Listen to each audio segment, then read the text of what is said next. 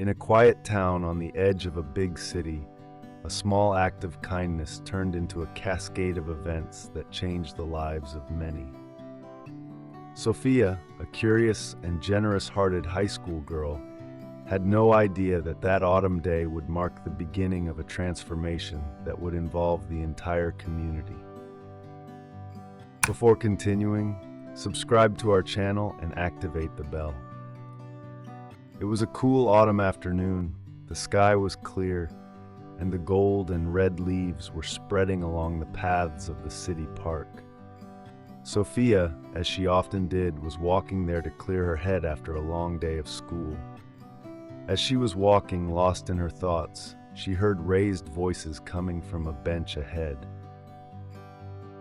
Curious and a little worried, she approached and saw a group of kids from her high school bothering an old man, clearly homeless, with shabby clothes and a sad expression on his face. Sophia's heart beat faster. She couldn't just stand by and watch. She had to intervene. "Leave him alone," Sophia said, her voice shaking slightly but firm. The leader of the group, an arrogant boy named Luca, looked at her with a mocking smile. "Hey, what do you care about him? It's none of your business." Sophia steeled herself, trying to keep herself under control. "It's my business when someone is treated like this. Go away." For a moment it seemed that the boys wanted to continue, but something in Sophia's gaze made them desist. Luca snorted and signaled the others to follow him. "Let's not waste time," he murmured, walking away without adding anything else. Sophia relaxed only when she saw them disappear in the distance. She approached the man sitting on the bench, who was looking at her with gratitude and a little surprise. "Thank you," he said in a hoarse, tired voice. "My name is Giorgio." Sophia smiled sweetly at him and sat down next to him.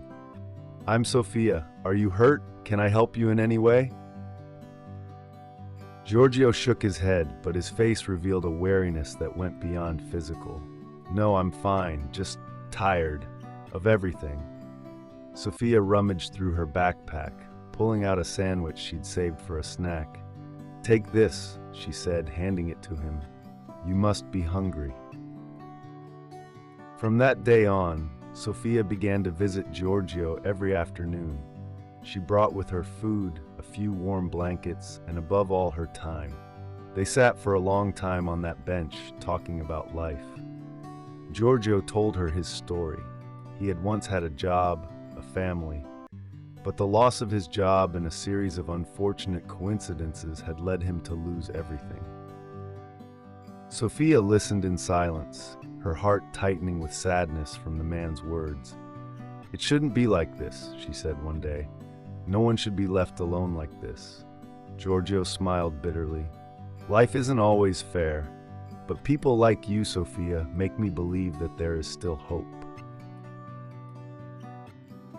One day, as Sophia was walking to the park with her usual bag of supplies, she was stopped by an elegant woman with a mysterious air.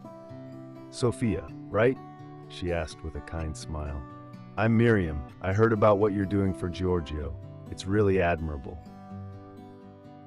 Sophia looked at her in surprise, not knowing what to say.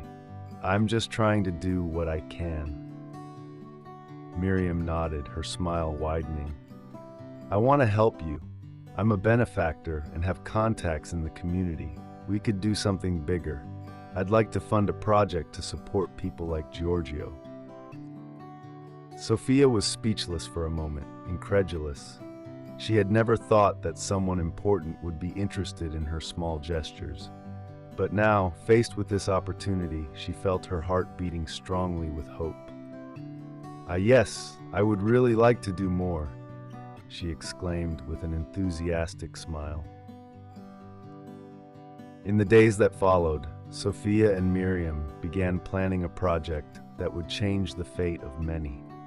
The idea was to create a community center, a place where homeless people could find not only shelter and food, but also support to find their way back.